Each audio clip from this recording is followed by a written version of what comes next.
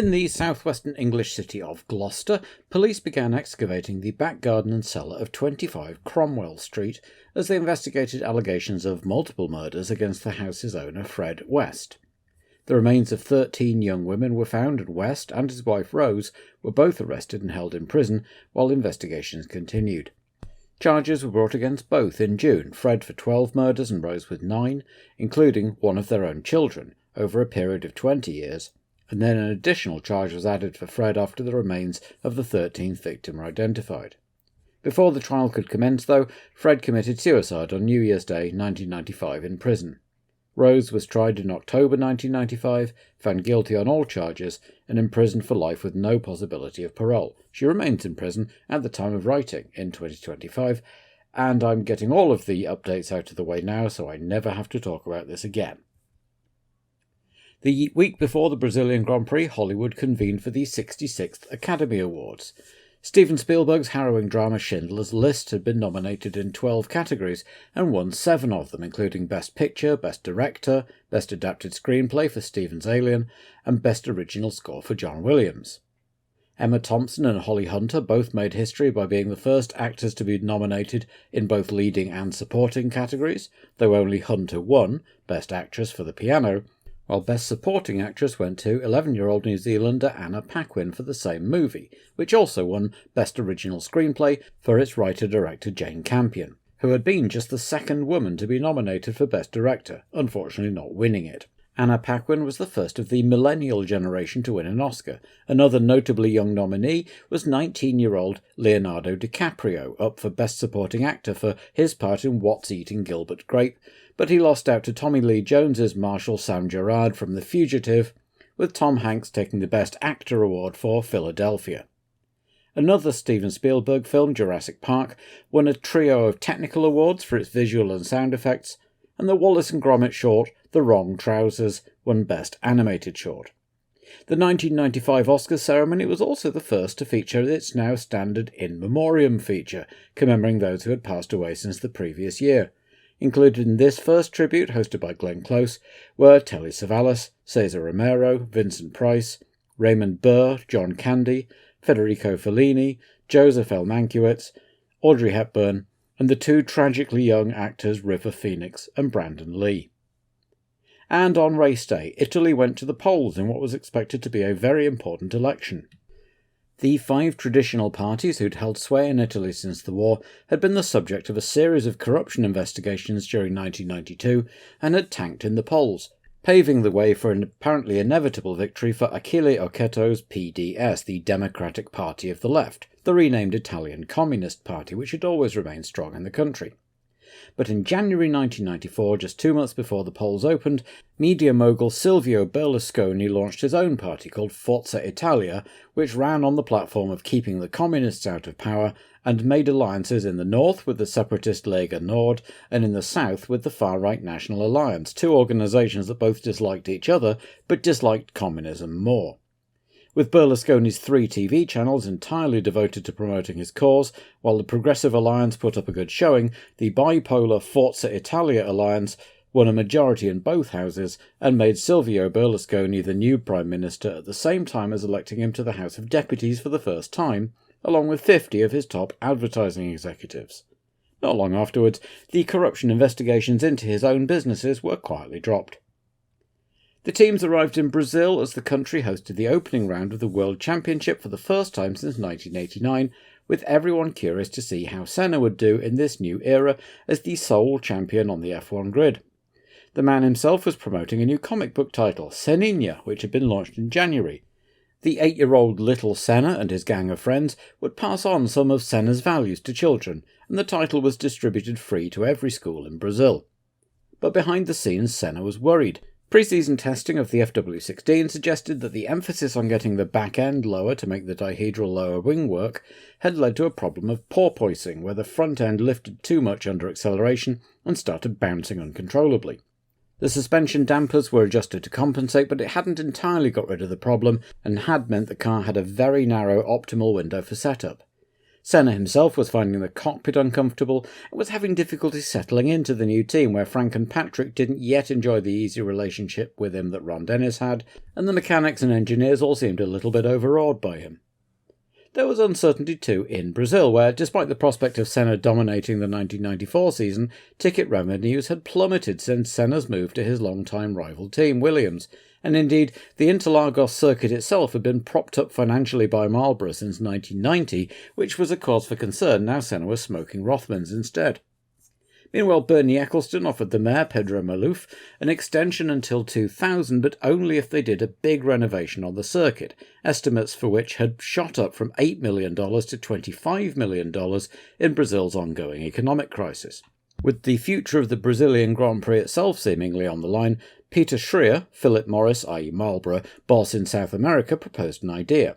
The company would set up a Marlboro Team Brazil across F1 and IndyCar, with Rubens Barrichello, Emerson and Christian Fittipaldi, Raul Boesel and Andre Ribeiro, which they hoped would reinvigorate Brazilian interest and give a focus for it, though if Ron Dennis heard his chief sponsor were planning to go solo, his reaction is not recorded. Ecclestone's mood wasn't improved when Leo Mayle, head of Goodyear, complained that not all of his engineers and guests had received their accreditation, and when Bernie didn't prove immediately forthcoming, had everyone's tyres taken away until a few extra passes were coughed up. Bernie passed his frustration on to French channel TF1, who he said hadn't paid enough for their rights. Their contribution was $15 million, a hike of $3.5 million from last year, but Silvio Berlusconi's RAI had shelled out $23 million, so Bernie told TF1's commentators to take a hike, and the French-language Eurosport coverage had to be canned. Things were looking a bit more optimistic at Benetton, where pre-season testing seemed to show that the B194 was pretty good, but Leto had had a big shunt at Silverstone in testing and had broken a couple of vertebrae. With the Finn still not feeling up to spec in Brazil, the team's test driver Jos Verstappen would be given an unexpected debut. The first Dutch driver since his own manager, Huub Rothengatter, in 1986, and bringing up to 5 the number of drivers making their F1 debut alongside Frentzen, Panis, Beretta and Ratzenberger. Car number 6, Jos Verstappen.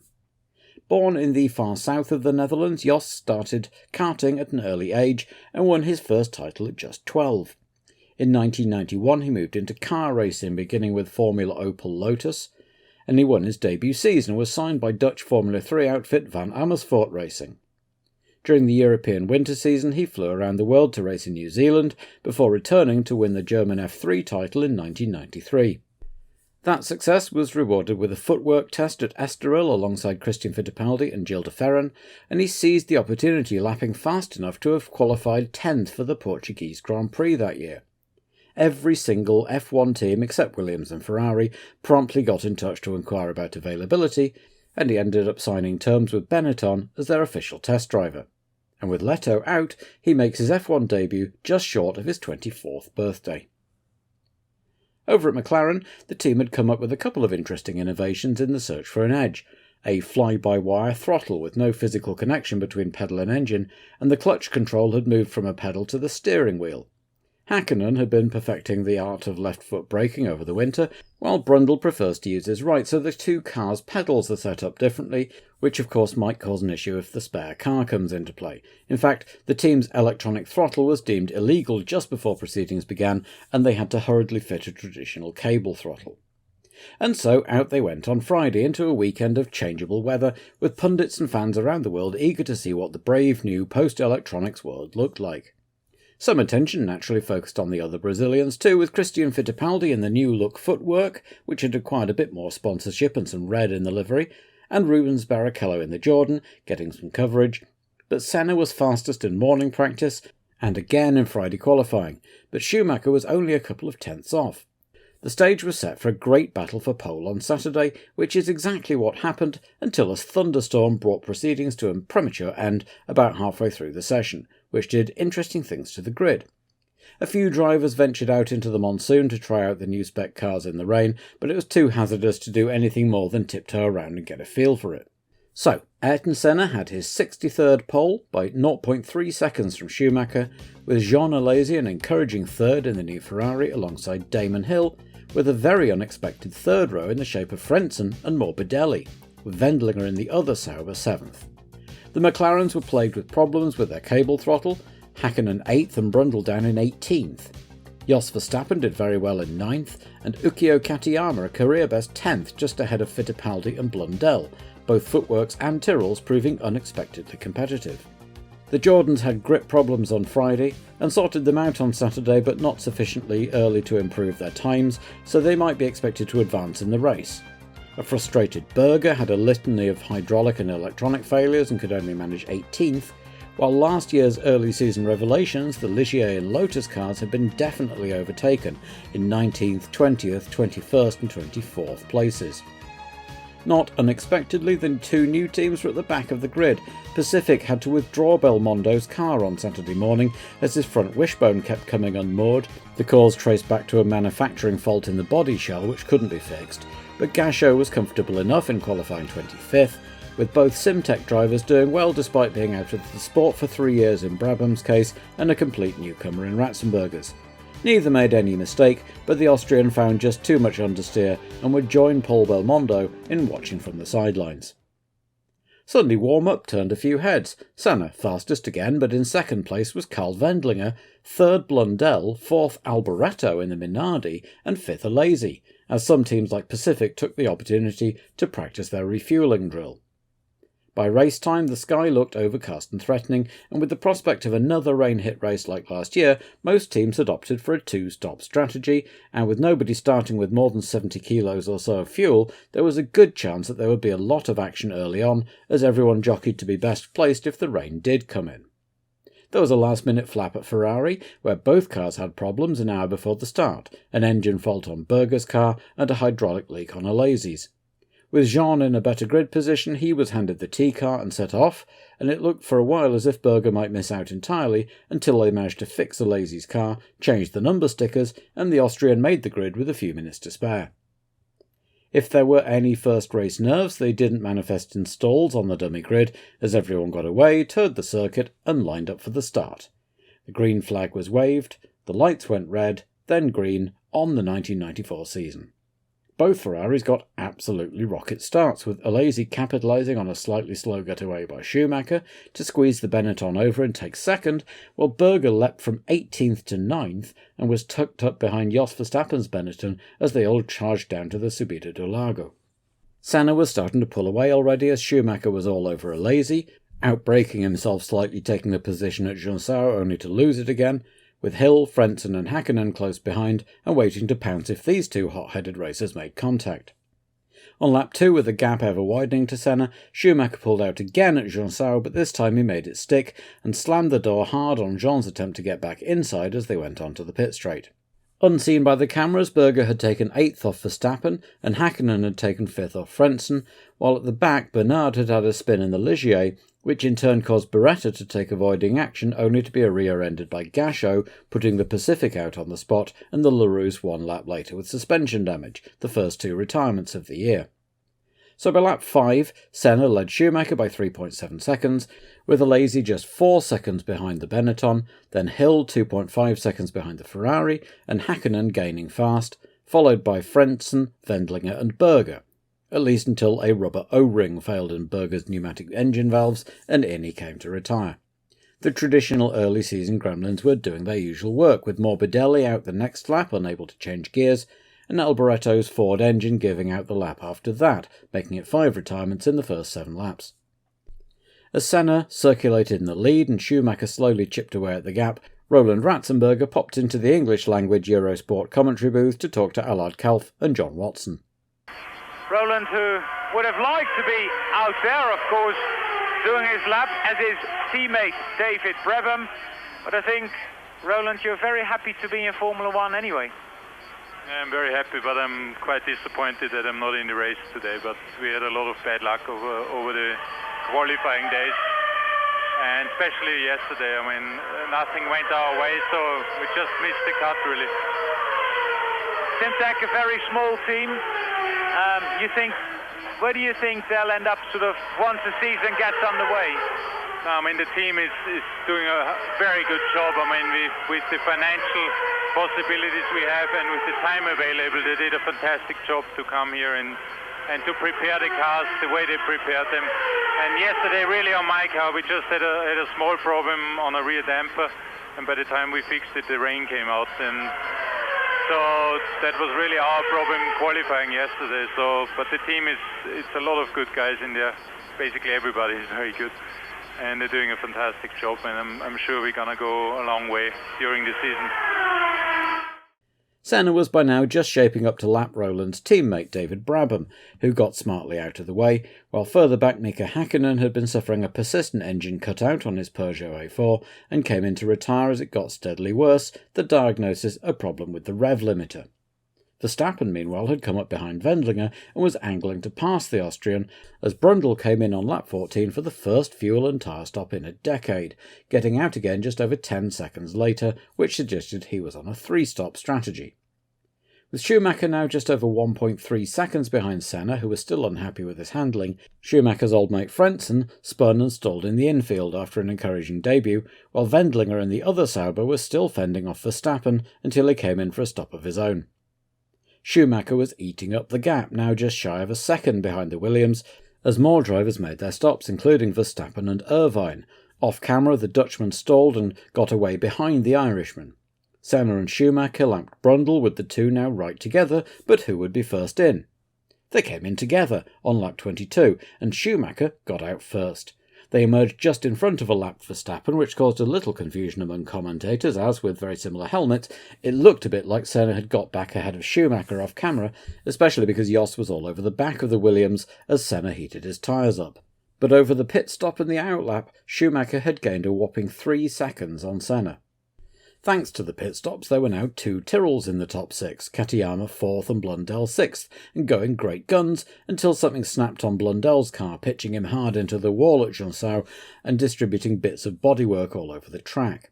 Alesi, meanwhile, had got past Katayama back into 4th as the remnants of the other Tyrrell remained on the track for several laps, causing cars to have to jink rapidly to the left coming out of the corner to avoid them. Schumacher was held up a bit by lapping Irvine, who noticeably got out of Senna's way as he came through in pursuit, so now it was Schumacher leading Senna, then Hill on a one-stop plan in 3rd, Alesi 4th, Martini up to 5th, Wendlinger 6th, and Barrichello 7th as Katayama made his stop, with Brundle 9th and next to be lapped, as Blundell's bodywork was finally removed, though there were still smaller shards causing a potential hazard. Soon Schumacher was lapping Martini and Barrichello, having a great scrap over 6th, with Wendlinger having passed the Minardi. Unfortunately for the lead Benetton, so intent were they on their battle that they nearly took the German out as he made his way through. Senna finally passed Brundle as Barrichello got past Martini, and as the senior Brazilian shaped up to pass his protégé, Martin Brundle was all over the back of Martini and soon had 7th place off him. Senna had had more difficulty getting through the traffic, and the gap was now up to nearly 4 seconds, though he didn't have it all his own way, shaking his fist at David Brabham as he came past at Subida do Lago. The race was approaching half-distance now, and with it the pit window for those making a single stop, like Damon Hill, who was driving a rather lonely race about 30 seconds behind the leaders and about the same ahead of Alesi, now the last man unlapped. Martini made his single stop, so on lap 32 of 71 it was Schumacher, Senna, Hill, Alesi, Wendlinger and Barrichello in the points, followed by Brundle, Irvine, Verstappen and Katayama. Brundle was also having some suspension issues, and Irvine and Verstappen were closing fast, while also fighting over 8th between them.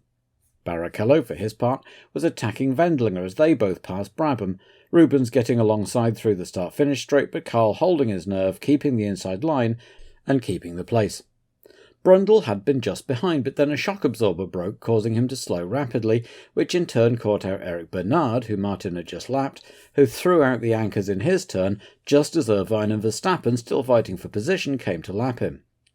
Irvine squeezed Verstappen onto the grass, and the Benetton slewed back across the track, collecting the Jordan and the Ligier before somersaulting over the top of the McLaren, fetching Martin a blow on the head with the stray wheel, and finally coming to rest. 3 of the cars ended up in the gravel trap, but the Jordan was stranded in the middle of the track. A tow car was sent out to retrieve it, but just as with Blundell's debris earlier, the race organisers seemed to have forgotten that the safety car was an option, so everyone else just kept on racing past. Brundle had climbed out of the McLaren under his own steam, though he would later say he didn't really remember anything about the incident and found a nice big crack in his helmet.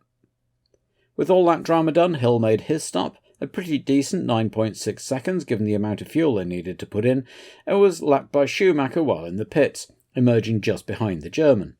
With Senna also now lapping his teammate, the order on lap 42 was still Schumacher, Senna, Hill and Alesi in the first through fourth places, and the Wendlinger-Barrichello fight 5th and 6th, but now with Katayama and Herbert having benefited from the multiple pile-up to move up, with half the field now having retired. Senna was the first of the leaders in for a second stop on lap 44, a pretty slick 8.5 seconds, as Alesi, Wendlinger and Herbert all came in behind him, and then Schumacher followed suit next time round, an even quicker stop getting him out a decisive 9 seconds ahead of Senna, which seemed to settle things given the difficulty Ayrton had matching Michael's pace so far. Barrichello made his own second stop as Schumacher came to relap Hill after his stop, and Senna was now putting on a charge, getting the gap down to 6.3 seconds, then 5.5, then back up to 6.2 as Schumacher responded.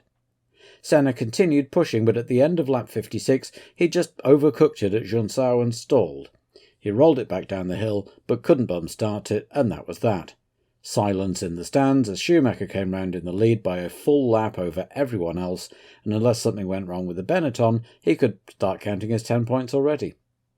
As the stands started emptying, Barrichello was going for it, leaving behind a Wendlinger still struggling with premature tyre wear and taking lumps out of Alesi's lead, though with 14 seconds to make up in 6 laps he was unlikely to end the day on the podium. Wendlinger for his part was dropping back into the clutches of Katayama, with Herbert behind him. Katayama took 5th on lap 69 of the 71 as the race petered out with little drama, but that wouldn't worry Michael Schumacher as he took his 3rd race win a full lap and a half ahead of second place Damon Hill, with Alesi 3rd, Barrichello a fine 4th, his best finish ever, Ukio Katayama 5th, his first career points and the first for a Tyrrell Yamaha after their dreadful 1993, and Karl Wendlinger nursed his Sauber home for the final point. Finishing 12th and last, 4 laps down, was David Brabham, who had said before the race that all he wanted to do was finish, and had done just that, scoring his best ever Grand Prix finish in the process. So a jubilant Schumacher, looking fresh as a daisy, made his way to the podium and jumped into the arms of Flavio Briatore. The pundits and fans now had 3 weeks to muse over what it all meant. If nothing else, it looked like Benetton had closed the gap and were poised to give Williams a hard time. McLaren had a lot of work to do, Ferrari's slow improvement continued, and Tyrrell could be very happy indeed. The signs were good for an exciting season with a close championship battle between the old master Ayrton Senna and the upcoming star Michael Schumacher.